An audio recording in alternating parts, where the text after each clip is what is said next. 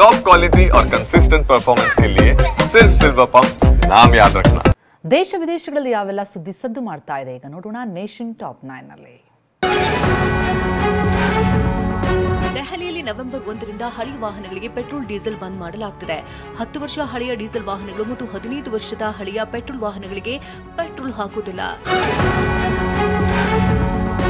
ಯಮನ್ನಲ್ಲಿ ಮರಣದಂಡನೆ ಶಿಕ್ಷೆಗೆ ಗುರಿಯಾಗಿರುವಂತಹ ಭಾರತೀಯ ನರ್ಸ್ ನಿಮಿಷಾ ಪ್ರಿಯಾಗೆ ಜುಲೈ 16ರಂದು ಗಲ್ಲಿಗೇರಿಸಲಾಗುತ್ತದೆ. ಯಮನ್ ಪ್ರಜೆಯ ಕೊಲೆ ಪ್ರಕರಣದಲ್ಲಿ ನರ್ಸ್ ನಿಮಿಷಾ ಮರಣದಂಡನೆ ಶಿಕ್ಷೆಗೆ ಗುರಿಯಾಗಿದ್ದಾರೆ.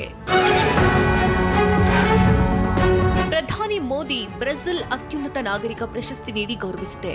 The Grand Collar of the National Order of the Southern Cross ಪ್ರಶಸ್ತಿಯನ್ನು ನೀಡಿದೆ. ಮೋದಿಗೆ ಇವರಿಗೆ 26 ಜಾಗತಿಕ ಪ್ರಶಸ್ತಿಗಳು ದೊರೆತಿದ್ದು ಇದೊಂದು ಹೊಸ ದಾಖಲೆಯಾಗಿದೆ. ಬ್ರೆಜಿಲ್ನಲ್ಲಿ ಬ್ರಿಕ್ಸ್ ಶೃಂಗಸಭೆ ಮುಗಿಸಿದ ಬಳಿಕ ಪ್ರಧಾನಿ ಮೋದಿ ನಮಿಬಿಯಾಗೆ ಪ್ರವಾಸ ಕೈಗೊಂಡಿದ್ದಾರೆ. ಉಭಯ ದೇಶಗಳ ನಡುವೆ ಮಹತ್ವದ ಒಪ್ಪಂದಗಳಿಗೆ ಅಂಕಿತ ಹಾಕುವ ಸಾಧ್ಯತೆ ಇದೆ.